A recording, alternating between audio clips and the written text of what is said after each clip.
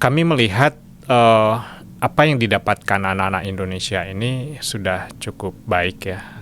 Dengan gencarnya informasi tentang MBG, masyarakat semakin lama juga semakin teredukasi tentang pentingnya ketercukupan gizi. Jadi anak-anak ada rasa penasaran juga besok menunya apa ya. Nah, mungkin selama ini ketika belum ada program itu kita agak cenderung abai termasuk orang tua. Banyak kan anak-anak biarin ya, emang dia nggak suka makan sayur.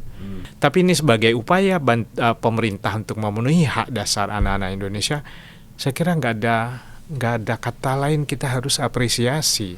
Kita membentuk generasi emas yang memang mindset dia makan itu nggak hanya sekedar kenyang, tapi bagaimana anak-anak dari kecil itu sudah mempunyai pola saya harus bergizi.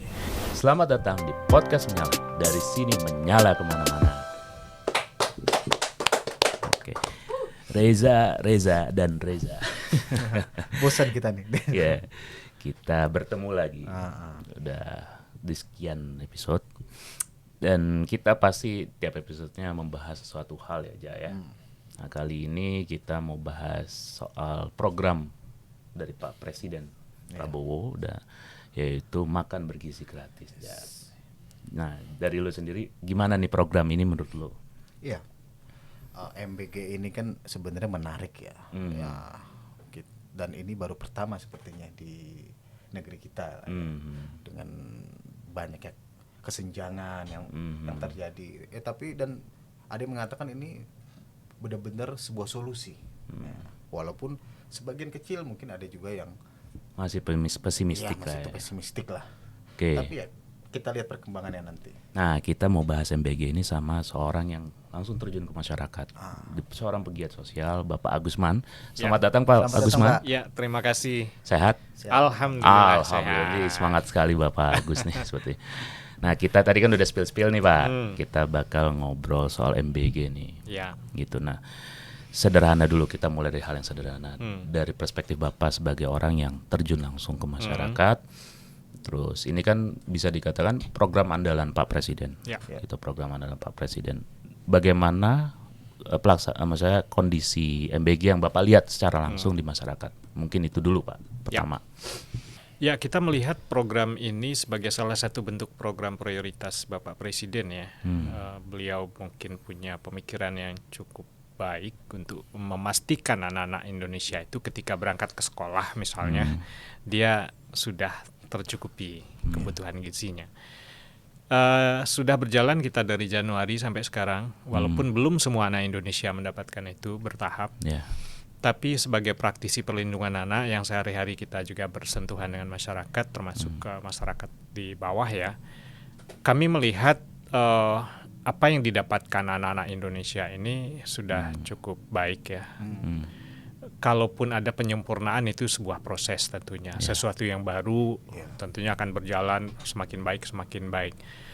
Nah, kita melihat di lapangan di mana anak-anak masih banyak yang ketika berangkat sekolah saja nggak sempat sarapan atau tidak ada uang untuk membeli sarapan.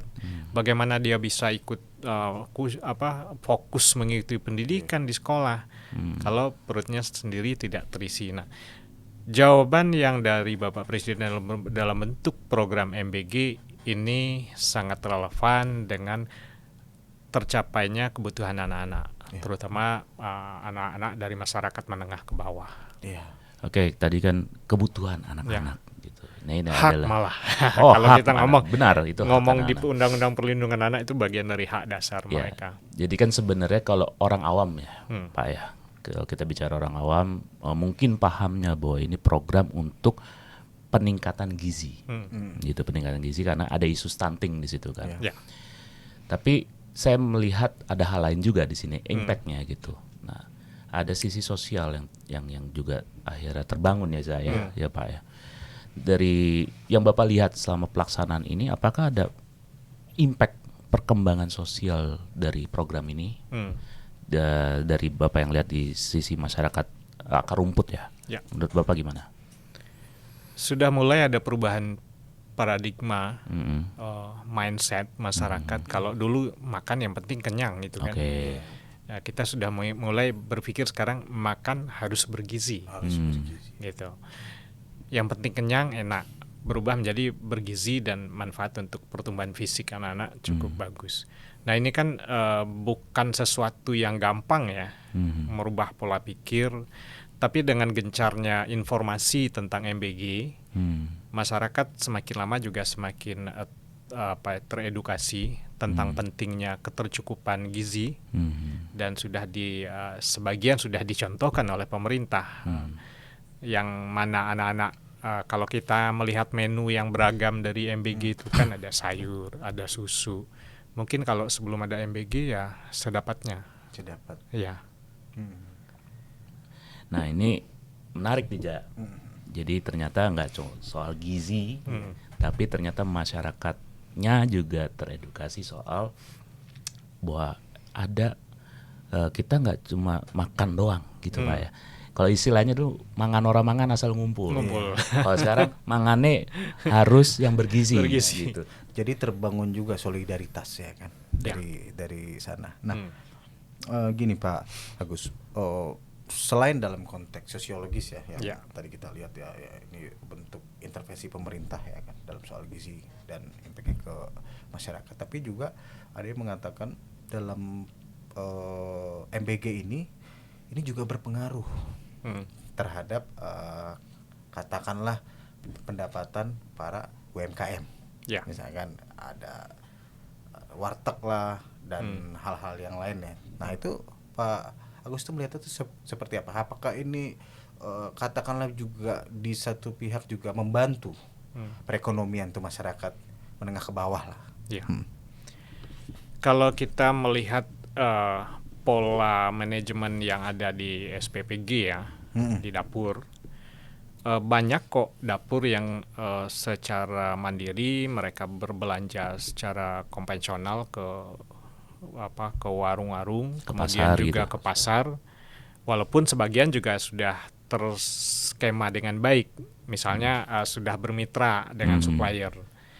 Nah, ketika kita ingin melihat bahwa ini ada dampak nggak untuk UMKM, ada, walaupun mungkin belum merata. Namanya sesuatu yang baru itu kan nggak mungkin semuanya sempurna. Tapi keterlibatan UMKM terutama di daerah-daerah di luar kota besar itu sangat berperan. Mereka sebagai supplier sayur, supplier telur, kan nggak mungkin juga dibawa dari peternakan semuanya. Kalau untuk di daerah kota-kota besar oke. Misalnya untuk beras mungkin dari beberapa daerah penghasil beras itu udah menjadi mitra gitu kan dari dapur. Nah kemudian untuk suplai yang lain ya nggak semuanya juga dikerjasamakan. Masih banyak juga dapur menyiapkan stok 1 minggu misalnya, itu belanja di pasar yang ada. Jadi cukup katakanlah berpengaruh ya bagi pendapatan UMKM itu ya. Ya apalagi ini kan kita dapat informasi MBG sendiri untuk tahun depan kan anggarannya cukup besar ya, 1,2 triliun. Bisa kita bayangkan perputaran ekonomi di masyarakat, di pedagang, UMKM, mereka bisa menjadi bagian dari ekosistem itu ke depannya gitu kan. Dari sebuah proses besar di Indonesia dalam bentuk MBG, UMKM juga menjadi bagian yang penting di sini. Artinya memang secara sosial MBG juga cukup bagus, secara ekonomi juga membantu karena dari beberapa pengamat ekonom yang saya baca itu mereka tuh mengatakan pertumbuhan ekonomi kita itu banyak ditunjang juga tuh dari MBG karena ada perputaran tuh ekosistem tadi kan, secara distribusi ekonomi dan distribusi karena dapurnya ada di seluruh Indonesia, nggak tersentral di kota atau di desa, semuanya ada karena harus mengakses semua anak-anak yang ada di Indonesia. Nah ini kata kunci anak-anak dari tadi kan Bapak dari awal anak-anak kan tadi sebelum kita mulai ada ngobrol-ngobrol dikit sama Pak Agusman ini bahwa Pak Agusman ini penggiat anak-anak gitu. Jadi kasarannya dia peduli dengan anak-anak. Nah MBG ini kalau tadi kita bicara gizi kan itu bicara konseptual Pak, maksudnya bahwa anak MBG untuk peningkatan biar nggak stunting segala macam. Nah kalau Bapak lihat sendiri di akar rumput gitu, seberapa menikmatinya anak-anak dengan adanya MBG ini, gitu. Secara umum bisa, walaupun ada beberapa kasus misalnya mungkin anak ya namanya selera ya, ada yang nggak suka sayur tertentu atau makanan tertentu. Tapi secara umum kalau mendengar cerita anak-anak ketika pulang sekolah itu sangat menikmati. Sangat menikmati Ya. justru. Misalnya seperti apa Pak? Yang Bapak pernah dengar cerita dari Ya anak-anak misalnya sendiri? menunya hari ini ada nasi, ada susu, ada telur, kemudian diolah sedemikian rupa gitu kan dengan variasi rasa yang tidak monoton gitu kan, ada variasi rasa yang berbeda-beda. Jadi anak-anak ada rasa penasaran juga besok menunya apa ya. Nah, itu kan kita menanamkan pola pikir di anak-anak bahwa gizi itu sangat penting. Itu yang mungkin selama ini ketika belum ada program itu kita agak cenderung abai, termasuk orang tua. Banyak kan anak-anak biarin ya, emang dia nggak suka makan sayur. Tapi di MBG di hari-hari tertentu itu menjadi menu gitu kan. Oh ya? Iya, itu tambahannya. Berarti secara tidak langsung bagi anak-anak yang tadinya mungkin ya kalau kita bicara makan Pak ya. Saya juga punya anak yang ya kadang makannya pilih-pilih gitu. Ya. Ya artinya kan mereka merasakan varian makanan gitu. Tapi berarti ini sebuah satu program yang memang tak hanya sekedar soal gizi tapi mengenalkan bagaimana anak-anak itu bagaimana menerima satu asupan yang akhirnya variatif. Ya. Seperti itu Pak ya. Meskipun dia awal belum tentu suka. Ya. Karena kan anak-anak biasanya sukanya yang manis-manis, yang asin-asin gitu. Tapi yang Bapak lihat biasanya nih challenge-nya atau tantangan bagi anak-anak, maksudnya ketika kita menerapkan itu kan pasti anak-anak ya Pak, kayak tadi Bapak cerita, aku nggak suka ini, aku nggak suka itu. Biasanya tantangan yang sering Bapak dengar itu apa ke anak-anak untuk makanan? Tidak dihabiskan. Oke. Dan peran sekolah juga sangat penting dalam hal ini kan. Kan tugas SPPG itu kan hanya sampai distribusi ke sekolah, kemudian ada kontribusi distribusi dari pihak sekolah. Nah kemudian di antara anak-anak juga kalaupun ada sisa makanan, nah ini menjadi PR juga gitu kan. Apakah dibuang atau bisa dimanfaatkan atau untuk diolah untuk hal lain gitu kan. Nah itu menjadi PR juga bagi pihak dapur Mitra MBG dan pihak sekolah. Nah kita bicara anak-anak Pak, manfaat gizi ini kan pastinya akan terlihat gitu, nggak cuma dalam setahun 2 tahun gitu Pak ya. Gitu. Dan kalau kita bicara program ini berhasil atau tidak kan tentunya nggak bisa dalam waktu cepat. Nah Bapak melihat potensi solidaritas sosial gitu dari kita bagaimana di masyarakat dan bagaimana itu ke anak-anak gitu ya. Dari program MBG itu pandangan Bapak gimana? Ya. Sebetulnya dari sebelum MBG kita sudah punya hal positif di Indonesia. Indonesia itu kan orangnya yang gampang beramal kan. Nomor 1 terus di dunia. Kita sering dengar Jumat Berkah. Nah, itu kan bagian dari bagaimana kontribusi masyarakat untuk juga membantu terutama anak-anak dari keluarga kurang mampu. Nah, sekarang ditambah MBG. Kalau saya melihat tentunya pemerintah ini kan bertahap ya. Kita nggak tahu mungkin tahun depan ya dengan 80 sekian juta anak Indonesia plus ibu hamil plus balita. Itu yang berhak semua menerima itu kan. Terutama yang balita, makanya anak-anak PAUD, anak-anak yang sekolah di TK itu juga menjadi bagian penting. Tapi hal penting lainnya adalah bagaimana partisipasi.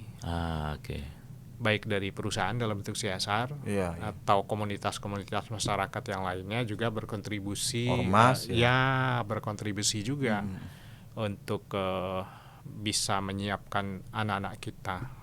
Apapun keadaannya mereka adalah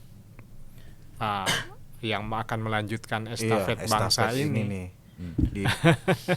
Berarti secara tidak langsung ini sesuai dengan karakter bangsa kita itu yang tadi Bapak udah sentil sedikit atau sebut sedikit atau soal gotong royong Jadi bahwasanya solidaritas sosial yang terjadi dari MBG ini nggak cuma sekedar gizi tapi juga membangun lagi. Karena kita bicara solidaritas sosial gotong royong segala macam itu kan sudah mulai berkurang Pak. Nah kalau melihat di masyarakat itu Pak, yang kira-kira konsep-konsep atau bukan konsep tapi pandangan keliru gitu yang terjadi itu, tapi sebenarnya nggak terjadi gitu soal peningkatan. Oh nih MBG itu begini, itu di pandangan Bapak apa yang keliru gitu?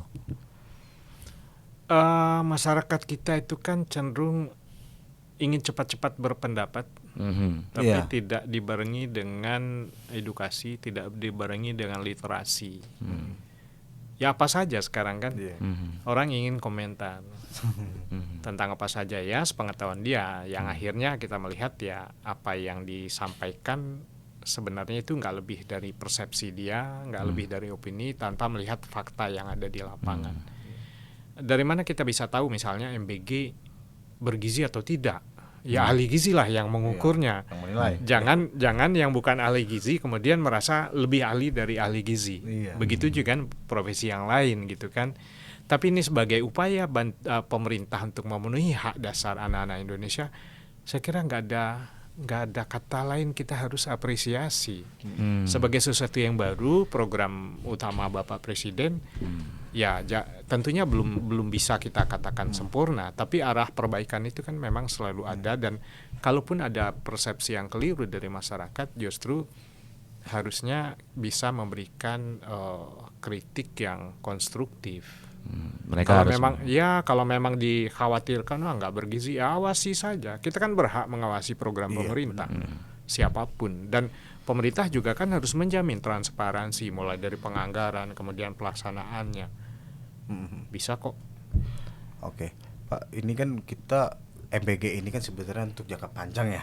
Ya. Kalau kata pemerintah itu ya mungkin tidak bisa dirasakan setahun 2 tahun lah ya. Ya. Kita mungkin nanti merasakan dampaknya yang signifikan tuh di 10 sampai 15 tahun ke depan. Mudah-mudahan kita juga umur panjang ya. Amin, Kita amin. merasakan.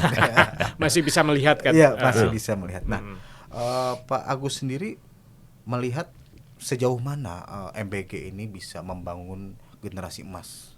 Apakah proyeksinya itu seperti apa? Apakah optimis kah ataukah ini sebenarnya tidak terlalu bagus lah? Kira-kira seperti apa? MBG itu kan hanya satu bagian ya. Kita bicara kebutuhan fisik. Ya. Tapi juga harus simultan dengan itu bagaimana pemerintah termasuk kita unsur masyarakat mendampingi anak-anak ini untuk tumbuh berkembang secara wajar.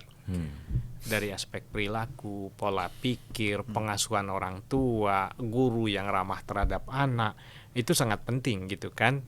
MBG sudah jalan nih, kita lihat nih beberapa tahun ke depan seperti apa untuk kebutuhan fisiknya. Tapi bagaimana dengan kebutuhan mentalnya? Sebagai calon generasi emas yang kita harapkan nanti di Indonesia Emas, mereka menjadi bagian anak-anak muda yang sebagian akan menjadi pemimpin di negeri ini gitu kan. Jadi dua hal itu sebenarnya menurut saya harus sejalan. Fisiknya kita penuhi kebutuhannya, tapi mentalnya. Kalau udah bicara mental kan nggak bisa kita katakan, ini kan tugasnya pemerintah. Iya. Betul. Peran orang tua penting, Peran pendidikan keluarga itu sangat penting. Maka kita juga punya tugas lain, membantu orang tua bagaimana bisa menjalankan peran dengan baik sebagai orang tua, komunitas gitu kan. Itu semua berbuat ya. Kembali ke tadi, gotong royong. Tapi begini Pak, sekelumit persoalan MBG ini kan ya, tentu kita mengapresiasi lah apa yang sudah dilakukan untuk pemerintah dengan segala hal-hal yang cemerlangnya inilah. Nah, tapi menurut Bapak kira-kira kan ini kan tentu belum sempurna lah ya, dan itu hal yang wajar gitu. Nah, kira-kira hal apa yang perlu diperbaiki oleh pemerintah nih maupun oleh masyarakat lah, ormas, NGO dan lain-lain ini untuk bisa katakanlah Gotong royong ya, tadi. katakanlah lebih membuat MBG ini lebih bagus lagi lah. Kira-kira hal-hal apa yang perlu diperbaiki? Yang pertama dari sisi kebijakan. Kebijakan tentunya harus betul-betul berpihak pada anak, yang kemudian juga dari sisi program, apakah ini sudah menyentuh untuk seluruh anak di Indonesia? Karena kita dari faktor demografis, faktor geografis itu kan berbeda-beda. Betul. Di Jakarta aman lah, satu dapur bisa melayani sekian sekolah, hanya hitungan jam selesai. Ya. Bagaimana di daerah-daerah di Sumatera, di Kalimantan yang jarak satu sekolah dengan lain, itu kan menjadi tantangan bagi dapur. Nah, perlu pemerintah juga membuat regulasi yang tidak harus sama di seluruh Indonesia. Bisa jadi di daerah-daerah dapurnya jangan porsinya target 3.000 porsi per hari atau 3.500 porsi per hari. Mungkin jumlahnya lebih sedikit karena secara geografis, kemudian jumlah sekolah dan peserta didik juga di daerah kan tidak sama. Jakarta di satu kecamatan udah bisa ribuan orang, ribuan anak gitu. Nah, itu dari sisi kebijakan. Nah, kemudian pelibatan ya gotong royong tadi. Pemerintah punya anggaran segini dengan target 32.000 dapur mitra dengan 80 sekian juta. Bisa nggak dari pihak masyarakat, dari pihak perusahaan CSR juga melakukan hal yang sama dalam konteks mendukung program pemerintah. Nah, itu kan skemanya harus dirumuskan gitu. Betul.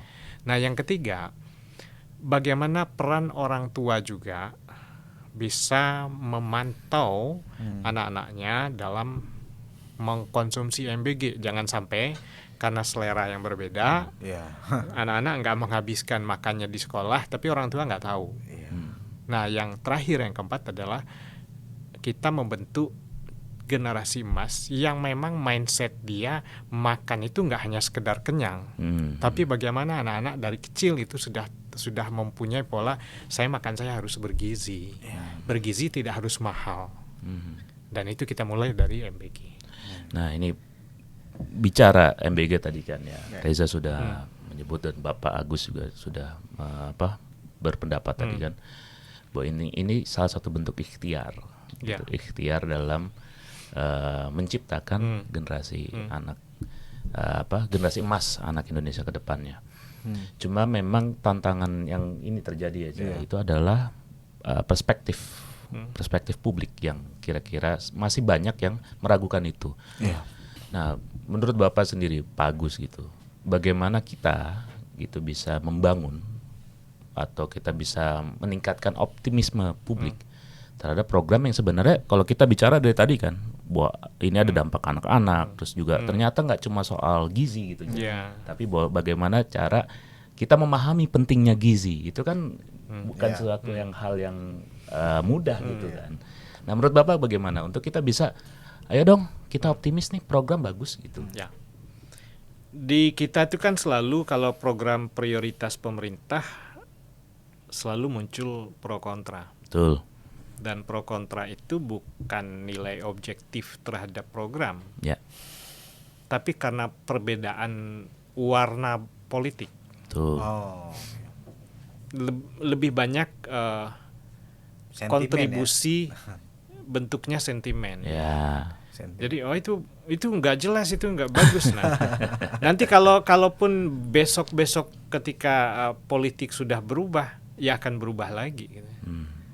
Nah, itu yang sulit kalau sudah dicampur-campur begitu. Kalau saya sebagai praktisi perlindungan anak melihatnya, ya sudah, kalau memang itu kepentingan terbaik bagi anak-anak, ayo kita lakukan. Kalau memang masih ada kekurangan, ini menjadi PR kita bersama memberikan masukan, memberikan kritik yang konstruktif.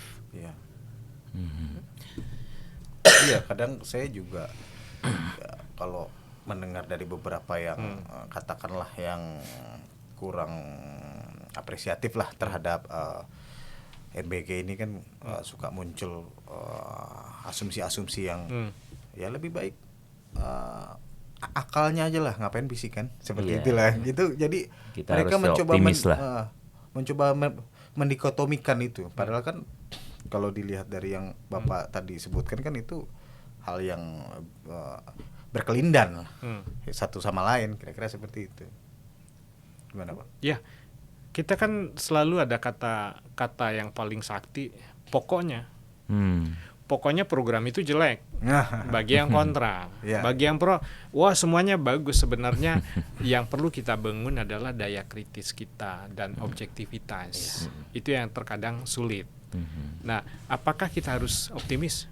Harus optimis apapun kondisi negara kita, walaupun ada yang bilang wah negara tidak baik-baik saja. Optimis dong. Kalau enggak ya negara kita ya nggak akan jadi negara nanti gitu kan. Harus optimis. Ada perbaikan, ada perbedaan pendapat, apalagi ini dengan janji politik segala macam itu kan urusan lain. Yang ruang-ruang diskusi, ruang perdebatan, adu argumentasi itu sangat mungkin gitu ya. Jadi itu hal yang biasa di dalam negara demokrasi ini, ya kan. Artinya kita yang penting harus gotong royong untuk membangun generasi ke depan ini agar lebih baik dan bisa mengemban masa depan Indonesia. Betul. Seperti itu. Terima kasih Pak Agus atas Sama-sama, waktunya. terima kasih sekali, Senang Pak. sekali bisa diskusi. Ini daging semua ini. Oke, terima kasih teman-teman yang sudah mengikuti itu podcast ini. Kita akan bertemu lagi di podcast selanjutnya.